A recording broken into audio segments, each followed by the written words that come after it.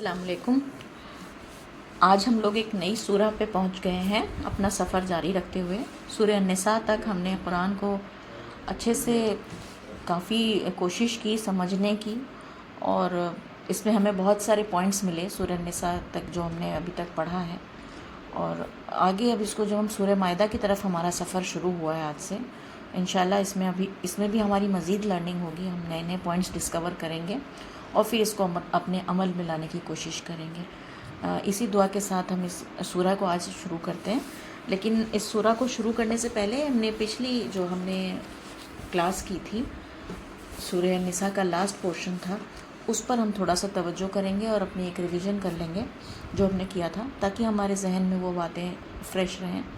تو پچھلی کلاس میں ہم نے ایک اہم پرنسپل جانا تھا، اسی پر میں بات کروں گی آج۔ وہ یہ تھا کہ غلو یعنی کہ ایکسٹریمزم، اس کو اسلام میں پسند نہیں کیا گیا ہے، اور حدیث بھی ہے اس حوالے سے۔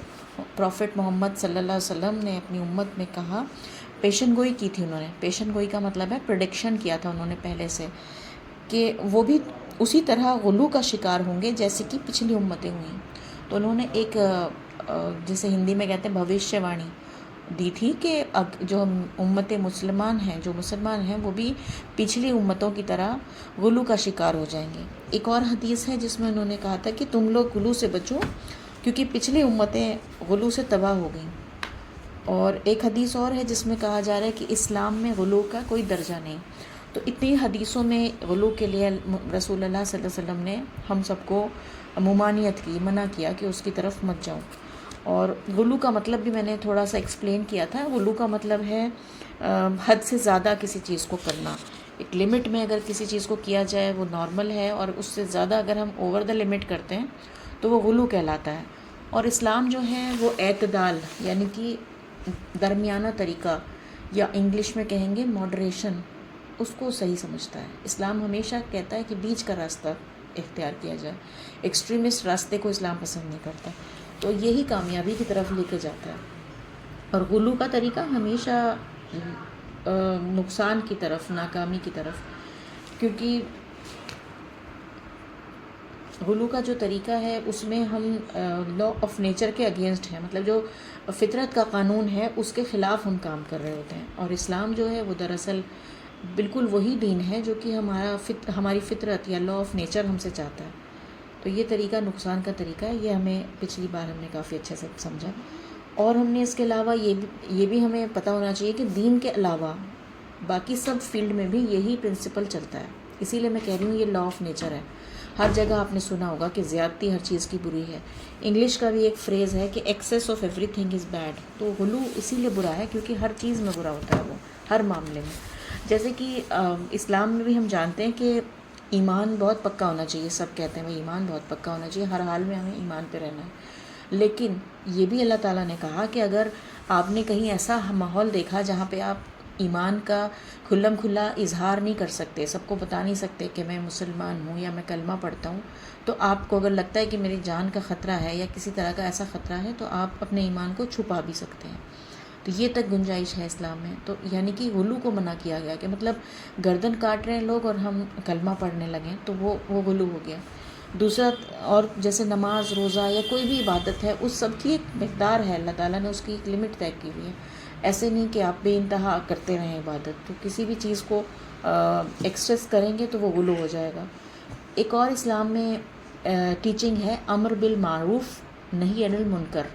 یہ سننے میں عجیب سا لگ رہا ہوگا، اس کا مطلب ہے کہ اللہ تعالیٰ کہتے ہیں کہ کوئی اچھا کام کرے تو ہمیں چاہیے کہ ہم اس کی تعریف کریں، اس کو شاباشی دیں، اس کا کہیں کہ ہاں آپ صحیح ہو، اور کوئی غلط کرے تو اسے بتائیں کہ تم غلط کر رہے ہو۔ یہ اسلام میں کہا گیا ہے کہ کرنا ہے، سب کو کرنا چاہیے، ہمیں بتانا چاہیے کوئی غلطی کر رہا ہو تو اسے غلط ہے بھائی تم صحیح نہیں کر رہے ہو۔ لیکن اس طریقے کے لیے بھی یہ کہ آپ وائلنس اپنانے لگیں کہ کوئی غلط کر رہا ہے تو آپ اسے مار رہے ہیں، یہ طریقہ غلو ہے۔ تو آپ کو اپنی لمٹس کا پتہ ہونا چاہیے، ورنہ آپ غلو کے شکار ہو جائیں گے۔ اور بھی بہت سے اگزامپل ہیں، ہم سب جانتے ہیں، جیسے کہ سیلف کانفیڈنس بہت اچھی بات ہے، لیکن اوور کانفیڈنس ہوتا ہے تو وہ بیکار ہے، غلط بات ہے، کیونکہ اوور کانفیڈنس میں آدمی بیوقوفی والے کام کر جاتا ہے۔ ایسے خودداری بہت اچھی چیز ہے کہ میں کسی کی مدد نہیں لیتا، میں خود اپنے آپ کو اپنی مدد نہیں پسند کرتا، میں خود کروں گا جو کروں گا. لیکن خودداری کے چلتے اگر آدمی گھمنڈ میں آ جائے تو وہ بھی بری بات ہے. تو ہر چیز مطلب ایک حد سے زیادہ ہو جائے تو وہ بری چیز ہے. اصل میں غلو ہوتا کیوں ہے؟ کیونکہ ہم آدمیوں کے اندر، ہم انسانوں کے اندر یہ کمی ہے کہ کوئی چیز اگر ہمیں پسند آ جائے تو ہم اس میں ایک دم اوور ہو جاتے ہیں، اس چیز کے پیچھے ایک دم بہت زیادہ وہ بے پناہ طور پہ بھاگنے لگتے ہیں کہ ہم یہ بھول جاتے ہیں کہ ایک لمٹ ہے ہر چیز کی. جیسے کوئی انسان ہی ہمیں پسند آ جائے تو اس میں کوئی کمی نہیں دکھائی دیتی، وہ اتنا اچھا لگنے لگتا ہے، مطلب بالکل اندھے ہم اس کے فین بن جاتے ہیں. اسی طرح شرک پیدا ہوتا ہے کہ ہم اس انسان کو ایک دم پوجنے ہی لگتے ہیں. تو غلو سے ہی شرک بھی پیدا ہوتا ہے. یہ بھی ہم نے پچھلی بار ڈسکس کیا تھا. اور مجھے لگتا ہے کہ یہ اتنی بڑی ایک وزڈم کی بات ہے جو قرآن ہمیں دے رہا ہے، اور کاش کہ ہم سب اس کو سمجھ کے پڑھتے، اس کو پہلے سے جانتے ہوتے تو شاید اسلام کی امیج آج اچھی ہوتی.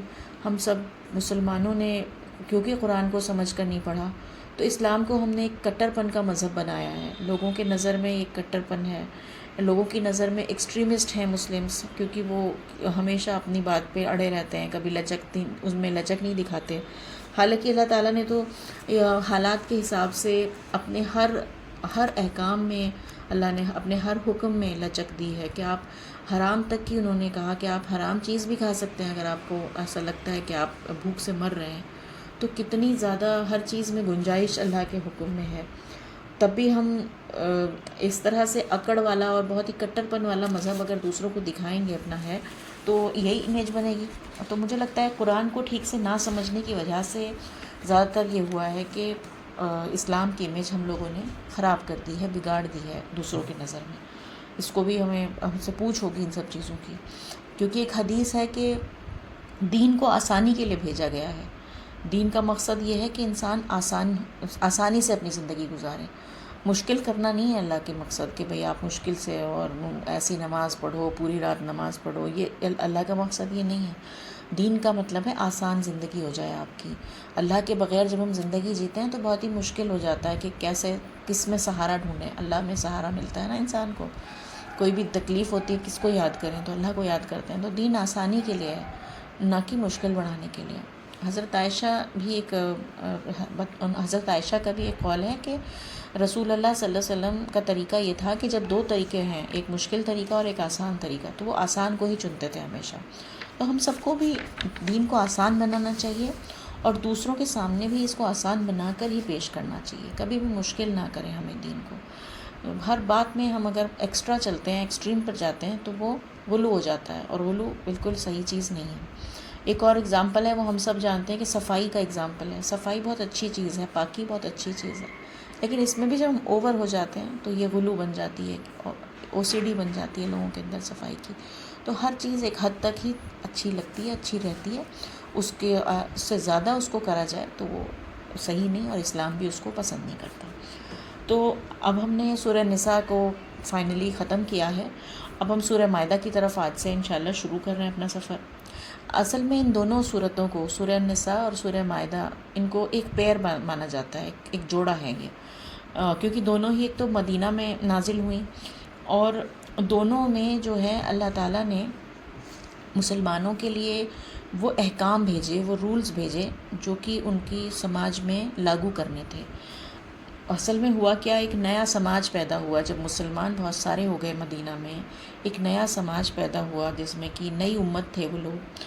ان میں اللہ تعالیٰ نے ان کو ساری شریعت، مطلب ان کے رولز ریگولیشنز، ان کے لاز بھیج دیے، ساری شریعت ان کو بھیجی.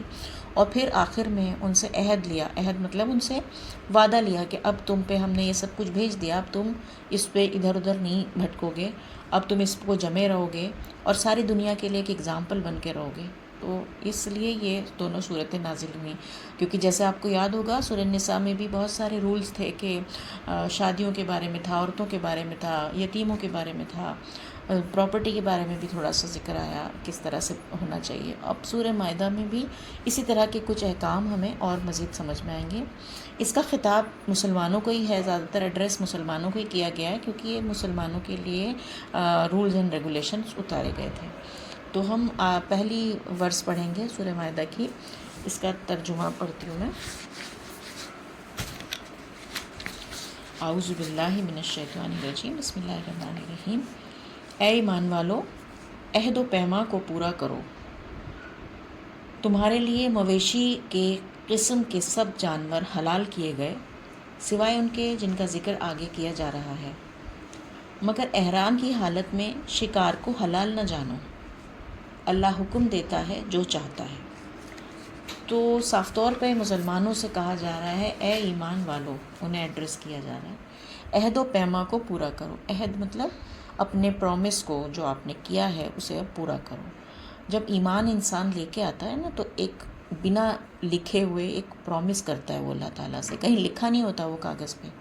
جب ہم کلمہ پڑھتے ہیں تو کہیں کاغذ پہ نہیں لکھتے کہ ہم اللہ کو مانیں گے، لیکن وہ ہم ایک کانٹریکٹ میں آ گئے، ہم ایک پرومس میں آ گئے اللہ کے ساتھ کہ اب ہم اللہ کے بتائے ہوئے طریقوں پہ چلیں گے، جیسا وہ جس چیز سے وہ منع کرے گا اس سے رکیں گے۔ تو اسی عہد کی یہاں بات ہو رہی ہے کہ عہد کو پورا کرو۔ اور اللہ کے عہد جو ہے آگے بتایا کہ کیا عہد ہے وہ۔ سب سے پہلی بات، تمہارے لیے مویشی کے قسم کے سب جانور حلال کیے گئے، یعنی کہ جو حلال چیزیں ہیں جو آپ کو اللہ نے الاؤ کی ہیں انہیں کنزیوم کرو، انہیں کھاؤ یا انہیں یوز کرو جو بھی۔ اور جب احرام باندھ لو، مگر یہ تو مطلب حلال تو ہیں، لیکن جب احرام باندھ لو گے، آپ احرام کب باندھتے ہیں؟ جب حج پہ جاتے ہیں تو ایک کپڑا دیا جاتا ہے جس کو احرام کہتے ہیں۔ تو احرام جب ہم باندھ لیتے ہیں نا تو اس کی حالت میں شکار کو حلال نہ جانو۔ تو یعنی کہ یہ عام دنوں میں تو یہ حلال ہے، یہ سب جانور آپ پہلے تو شکار کر کے ہی کھایا جاتا تھا نا، ایسے مارکیٹ میں تو نہیں بکتا تھا۔ تو ایسے اسی وقت کی بات ہے، تو اس وقت پہ آپ شکار کر کے جانور کھا رہے ہیں، سب حلال ہے آپ کے لیے۔ لیکن اب جب آپ احرام کی اس میں ہیں تب آپ حلال چیز کو بھی شکار نہیں کر سکتے۔ اللہ حکم دیتا ہے جو چاہتا ہے، یہ کہا جا رہا ہے۔ تو اس میں بہت ہی سادہ زبان میں بات کہی جا رہی ہے، بہت ایزی سمجھ میں آ رہا ہے کہ اللہ تعالیٰ نے بتایا کہ بھائی کچھ جانور ہیں جو تمہارے لیے حلال ہیں، وہ تم لے سکتے ہو، لیکن احرام کے ٹائم پہ تم نہیں لے سکتے۔ اب ہم دوسری آیت پڑھ رہے ہیں۔ اے ایمان والو، بے حرمتی نہ کرو اللہ کی نشانیوں کی، اور نہ حرمت والے مہینوں کی، اور نہ حرم میں قربانی والے جانوروں کی، نہ پٹے بندھے ہوئے نیاز کے جانوروں کی، اور نہ حرمت والے گھر کی طرف آنے والے کی، جو اپنے رب کا فضل اور اس کی خوشنودی ڈھونڈنے کے لیے نکلے ہیں، اور جب تم احرام کی حالت سے باہر آ جاؤ تو شکار کرو۔ اور کسی قوم کی دشمنی کہ اس نے تم کو مسجد حرام سے روکا ہے، تم کو اس پر نہ ابھارے کہ تم زیادتی کرنے لگو۔ تم نیکی اور تقوی میں ایک دوسرے کی مدد کرو، اور گناہ اور زیادتی میں ایک دوسرے کی مدد نہ کرو۔ اللہ سے ڈرو، بے شک اللہ سخت عذاب دینے والا ہے۔ تو یہاں پر بہت ہی اس سے ڈیٹیل میں بتا رہا ہے اللہ تعالیٰ نے کچھ چیزوں کو اپنی جس کو یہاں پر بتایا جا رہا ہے نا، حرمت کرو اللہ کی نشانیوں کی، جو اللہ نے اپنی نشانیاں بتائی ہیں کچھ چیزوں کو، جن کو شاعر بھی کہا جاتا ہے عربی میں، شاعر۔ تو وہ شاعر یعنی کہ علامت یا سمبل ہیں اللہ کے، جیسے کہ ایک دیش کا سمبل ہوتا ہے نا، اس کا نیشنل فلیگ، ایک جھنڈا ایک دیش کا سمبل ہوتا ہے، علامت ہوتی ہے، یا پھر اس کا نیشنل اینتھم ایک سمبل ہوتی ہے، تو اس کی رسپیکٹ کرنی ہوتی ہے نا۔ اس کی رسپیکٹ کرنا، دیش کا جو جھنڈا ہے اس کی رسپیکٹ کرنے کا مطلب کیا ہے کہ ہمیں اپنے دیش سے محبت ہے، یا ہمیں اپنے راشٹر گان سے محبت ہے، تو ہم اس لیے اس کی عزت کر رہے ہیں۔ تو ایسے ہی اللہ نے اپنی کچھ علامتیں بتائی ہیں، وہ علامتوں کا نام کیا ہے کہ حرمت والے مہینے یا اللہ کی نشانیاں، جیسے کہ حج پہ جب جاتے ہیں تو وہ سب اللہ کی نشانی ہیں، جیسے کعبہ، صفا مروہ، جو رمی جمار، جو بھی وہاں پہ ارکان ہوتے ہیں وہ سب اللہ کی نشانیاں ہیں، ان کی حرمت کرو، مطلب ان کی بے عزتی نہ کرو۔ بے عزتی کیسے کر سکتا ہے آدمی وہاں پر کہ اس کے بارے میں الٹا سیدھا کہے، یا پھر ان کی وہ ویلیو نہ کرے۔ وہاں بیٹھا ہے اور باتیں دنیا کی کر رہا ہے، کعبہ کے سامنے بیٹھا ہوا ہے اور فلموں کی باتیں کر رہا ہے، یہ کیا ہوئی؟ بے حرمتی ہو گئی نا۔ ایسے ہی جب وہ کر رہا ہے، صحیح کر رہا ہے صفا مروہ کے چاروں طرف، تو بات اس میں کس کی ہو رہی ہے؟ سسرال کی برائیاں ہو رہی ہیں، تو یہ باتیں کیا ہو گئی؟ بے حرمتی ہو رہی ہے۔ پھر تو اللہ تعالیٰ فرما رہے ہیں کہ حرمت ان سب چیزوں کی حرمت رکھو، یعنی کہ ان کو اس عزت دو، یہ سمبل ہیں اللہ کے۔ اور کیا، حرمت والے مہینوں کی، کچھ مہینے تھے وہاں، 4 مہینے ہوتے تھے اس وقت عرب میں، جن کو کہ زیادہ تر حج اور عمرہ کے لیے استعمال کیا جاتا تھا۔ ایک تو حج کا ہی مہینہ تھا، وہ تو حج کے لیے ہوتا تھا، اور باقی 3 مہینے جیسے رمضان کا، محرم کا اور ذی القعدہ، یہ 3 مہینے اور تھے جس میں کہ عمرہ بہت زیادہ کیا جاتا تھا، اور آج بھی کیا جاتا ہے۔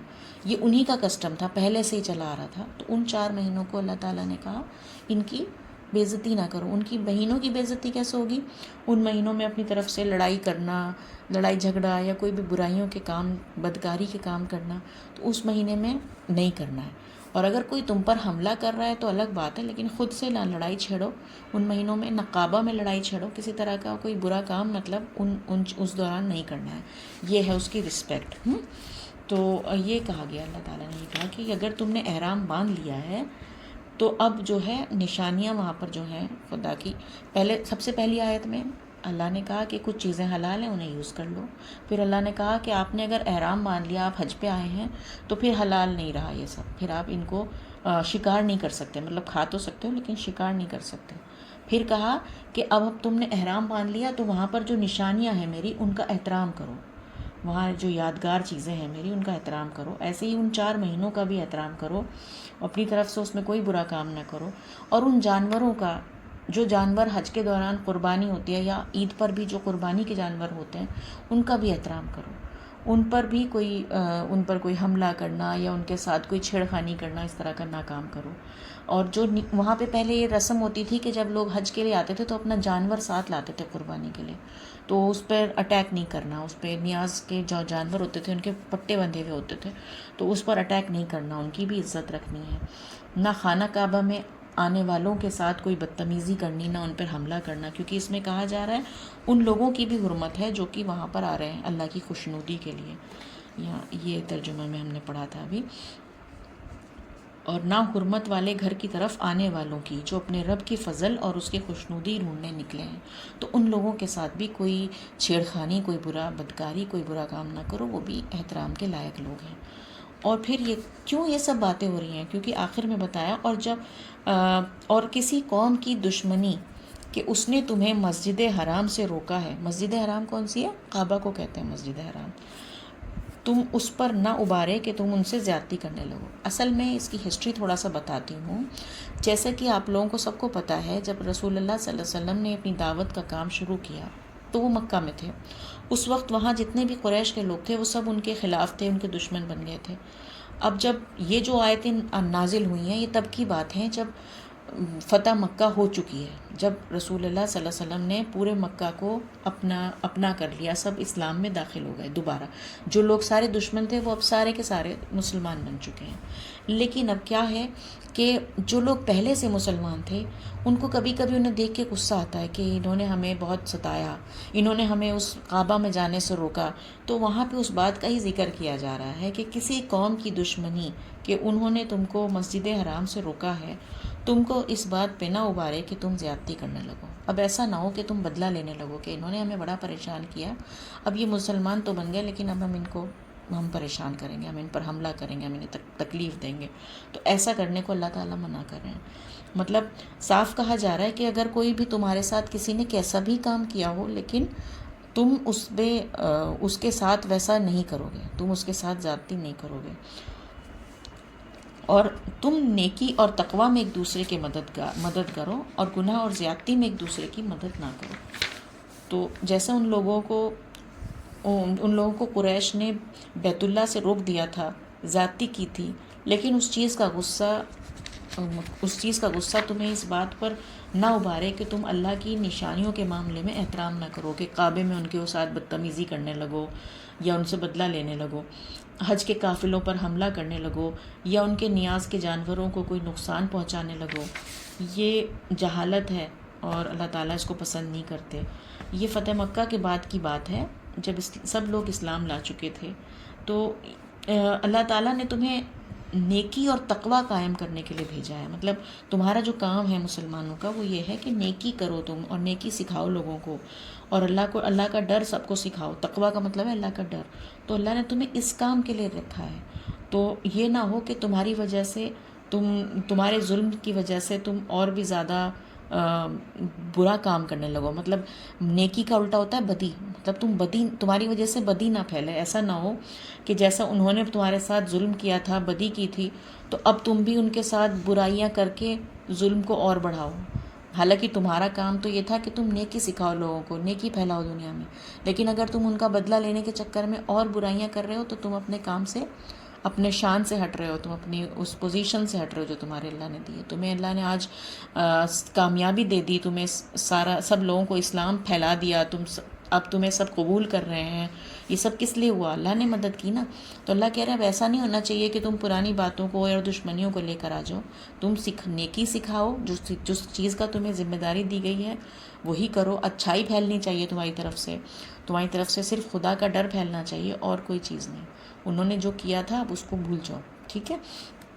تو غور کرنے کی بات اب یہ ہے کہ یہاں پر دوسرے کے ایکشن پر ریئیکٹ نہیں کرنا ہے. یہ کہا جا رہا ہے دوسرے نے جو بھی ایکشن کیا ہو تمہیں ویسے نہیں ریئیکٹ کرنا ہے, تمہیں اپنے اصول سے کرنا ہے جو تمہارا اصول ہے. اور اصول کیا ہوتا ہے مسلمان کا؟ خدا کا ڈر ہونا چاہیے اور انصاف کرنا ہے اسے, ہمیشہ اچھے کام کرنے ہیں. تو یہ بات یہاں پر پورا سمجھ میں آ رہی ہے. اور ایک اور چیز ہے کہ کسی کے بھی غلط رویے سے انفلوئنس ہو کر انہی کے جیسی ایکٹیویٹی کرنا, یہ بات بالکل پسند نہیں ہے. اب ہوتا کیا ہے کہ دوسرا ہم پہ ظلم کر رہا ہے تو ہم بھی بدلہ لینے لگتے ہیں, یہی ہوتا ہے نا. اور یہاں پہ یہ بات صاف کہہ دی کہ نہیں, آپ اس کے ظلم کا بدلہ نہیں لو. آپ کی روش وہ ہونی چاہیے جو کہ صحیح ہے, نہ کہ یہ کہ آپ بدلہ لینے کے لیے کچھ بھی کر رہے ہو. کیونکہ بدلہ لینے سے کیا ہوتا ہے؟ برائی پھیلتی ہے اور بھی زیادہ, اور یہ کام نہیں کرنا ہے. دنیا میں اچھائی پھیلانی ہے, برائی نہیں, ٹھیک ہے. تو اور ایک اور چیز یہاں پر کہی گئی کہ اگر دشمن کے ہاتھوں بھی نیک کام ہو رہا ہے تو اس میں حوصلہ افزائی کرو, اس کی ہیلپ کرو. کیونکہ یہاں ہے کہ تم نیکی اور تقویٰ میں ایک دوسرے کی مدد کرو. تم چاہے اس کو دشمن سمجھتے ہو, لیکن اگر وہ نیکی کر رہا ہے, اچھا کام کر رہا ہے تو اس کی ہیلپ کرو. اور اگر وہ گناہ کا کام کر رہا ہے تو اس میں ایک دوسرے کی مدد نہ کرو, اس میں روکو ایک دوسرے کو. نہیں, یہ غلط ہے. یہ نہیں کہ یہ میرا بھائی ہے چلو کر رہا ہے اس کی مدد کر دیتے ہیں, یا یہ میری برادری کے لوگ ہیں چلو ان کے ساتھ کھڑے ہو جاتے ہیں. یہ کام نہیں ہے مسلمانوں کا. مسلمانوں کا کام کیا ہے؟ نیکی کا کام ہے تو سپورٹ کرنا ہے, اچھا کام ہے تو سپورٹ کرنا ہے. اور اگر غلط کام ہے تو چاہے کوئی بھی کر رہا ہے اس کو سپورٹ نہیں کرنا ہے. تو ان سب حرمتوں کو, یہ سب جو اللہ تعالیٰ نے حرمتیں بتائی, سخت حالات میں بھی ان کو قائم رکھنا ہے. ورنہ یاد رکھو کہ جس خدا نے تمہیں دنیا میں کامیابی بخشی ہے وہ سزا بھی دے سکتا ہے نا. کیونکہ یہاں پہ آخری لائن جو ہم نے پڑھی, بے شک اللہ سخت عذاب دینے والا ہے. اللہ سے ڈرو.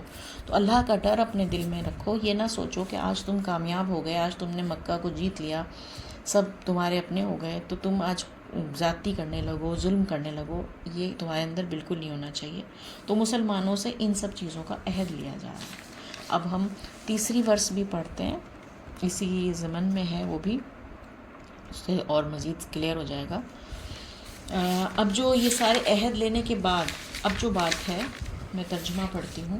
تم پر حرام کیا گیا مردار اور خون اور سور کا گوشت اور جانور جو خدا کے سوا کسی اور نام پر ذبح کیا گیا ہو, اور وہ جو مر گیا ہو گلا گھونٹنے سے یا چوٹ سے یا اونچے سے گر کر یا سینگ مارنے سے, اور وہ جس کو درندے نے کھایا ہو مگر جس کو تم نے ذبح کر لیا, اور وہ جو کسی تھان پر ذبح کیا گیا ہو, اور یہ کہ تقسیم کرو جوئے کے تیروں سے, یہ گناہ کا کام ہے. تو یہاں پر جو تیسری ورس ہے اس میں جہاں پہلے بتایا گیا تھا نا کہ اللہ تعالیٰ نے کہا تم پر سارے جانور حلال کر دیے گئے ہیں, اور جن کو بتا رہے ہیں ہم آگے بس وہ حرام ہے. تو آگے والی جو آیت ہے وہ یہی بتا رہی ہے, یہ کیا چیزیں ہمارے لیے منع کی گئی جس کو ہم نہیں کھا سکتے. تو اللہ تعالیٰ نے کچھ چیزوں کو اپنی علامت بتایا, سمبل بتایا, اور پہلی آیت میں اور کہا کہ ان کو رسپیکٹ دو, ان کی عزت کرو. پھر اس کے بعد یہ بھی کہا کہ پرانی دشمنی کو چھوڑ کر اب تمہیں اب نیا ایک اپنی سماج بنانا ہے. اب تم آپس میں ایک دوسرے کے ساتھ مل جل کر رہو اور ایک دوسرے کے ساتھ نیکی کے کاموں میں مدد کرو, تقویٰ کے ریلیشن سے جڑو ایک دوسرے کے ساتھ. کہ مطلب اب تمہارا وہ سارے پرانے جو ریلیشن تھے وہ ختم, اب تمہاری جو بنیاد ہونی چاہیے وہ تقویٰ ہونی چاہیے آپس میں محبت کی, کہ یہ بھی تقویٰ والا ہے, میں بھی تقویٰ والا ہوں, اللہ کے ڈر والا ہوں, تو ہم سب ایک ہیں. تو بلیور کے لیے ایک نیا پوائنٹ آف ویو دے دیا پہلی آیت میں کہ کوئی غیر نہیں ہے، کوئی اپنا نہیں ہے، تم لوگ سب ایک ہو گئے ہو، اب سب بردرہڈ سے رہو، بھائی چارے کے ساتھ رہو۔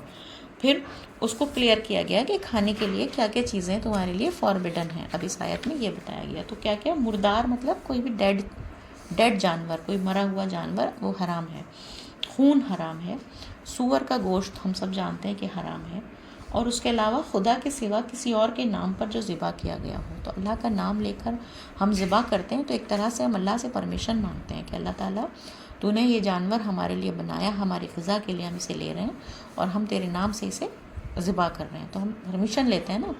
تو ہم جب جیسے کسی کے گھر جائیں گے تو ہم اس کے گھر والے سے پرمیشن لیں گے کہ بھائی آپ کی یہ یوز کر لیں ہم چیز۔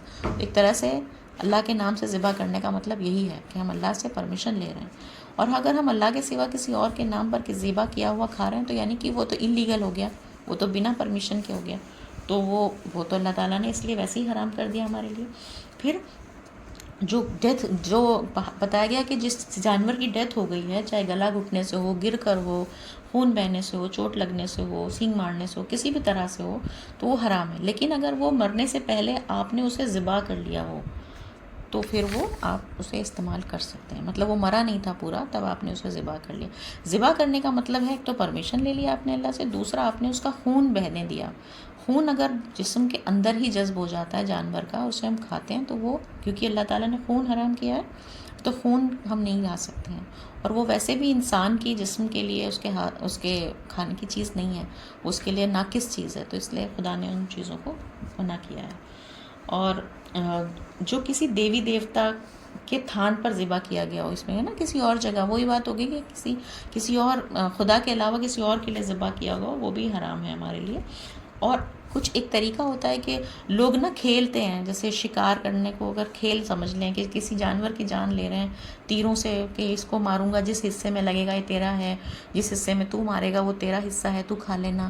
تو اس طرح کے اگر ہم کھیل کرتے ہیں، یا پھر پہلے ایک طریقہ ہوتا تھا جو اس میں لکھا ہے کہ جوئے کے تیروں سے تقسیم کرتے تھے، کہ گوشت رکھا ہے کہ جو تیر مارے گا اتنا حصہ اس کا ہو جائے گا۔ تو اس طرح کی چیزوں سے کیا ہوتا ہے نا، آدمی کے اندر سنجیدگی نہیں رہتی، وہ اس کو صرف کھانا پینا سمجھ رہا ہے اور فن سمجھ رہا ہے، حالانکہ ہم نے کسی کی جان لی ہے۔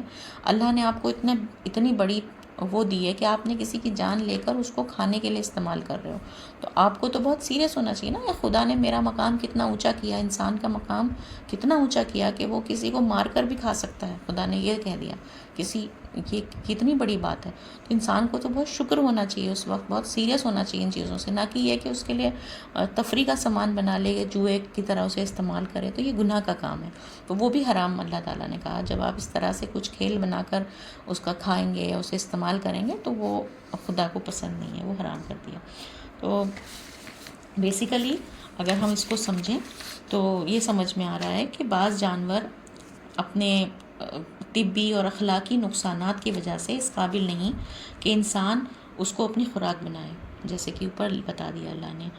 تو جیسے خنزیر کو اللہ تعالیٰ نے اسی وجہ سے حرام بتایا، جو خنزیر ہے ہم سب جانتے ہیں کہ وہ حرام ہے، وہ ہمارے لیے، ہمارے ڈائجیشن کے لیے، ہماری ہیلتھ کے لیے اچھا ہی نہیں ہے، ناقص چیز ہے وہ۔ اسی طرح جانور کے جسم میں گوشت کے علاوہ کچھ اور بھی چیزیں ہوتی ہیں جو انسانی خوراک کے لیے بننے کے قابل نہیں ہیں، جیسے کہ خون ہے، وہ ہماری خوراک بننے کے قابل نہیں، اس لیے اللہ نے اس کو حرام کر دیا۔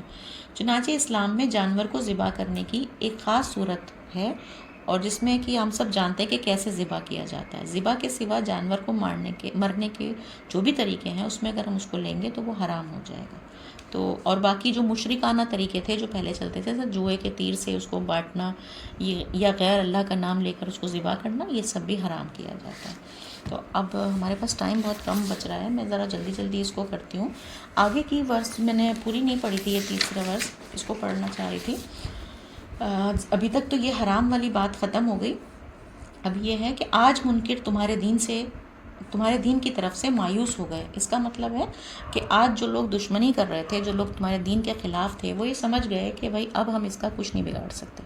اب جب محمد صلی اللہ علیہ وسلم کھڑے ہوئے تھے تب تو بہت لوگ ان کے خلاف ہو گئے تھے، لیکن جب یہ آیتیں اتری تب تو سب لوگ اسلام لا چکے تھے، تو اللہ تعالیٰ نے کہا آج تمہارے جو دشمن تھے وہ مایوس ہو چکے، اب کچھ نہیں ہو سکتا۔